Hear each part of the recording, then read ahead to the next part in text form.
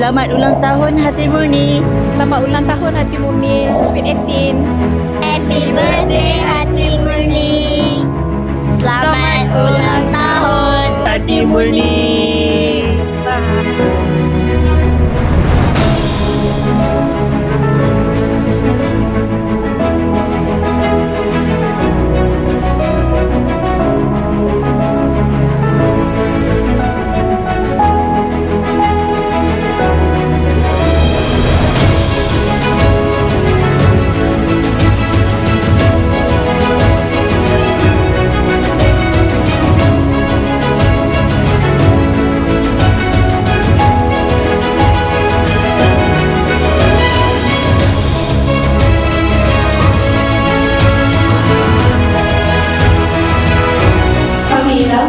Hari ini 16 November memang sebenarnya adalah hari kelahiran anak saya sebenarnya, iaitu Hati Murni.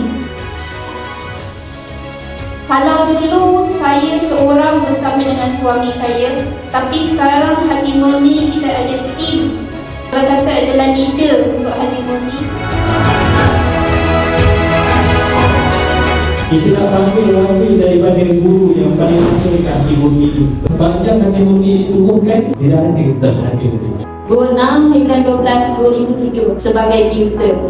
Kemudian 11 Siti offer saya untuk mengajar terus di Hati Murni. Kepada semua ibu bapa, marilah kita terus memberi sokongan padu dalam setiap program dan aktiviti yang dianjurkan. Dan ingatlah, pendidikan adalah tanggungjawab bersama dan ianya bermula sebenarnya daripada rumah.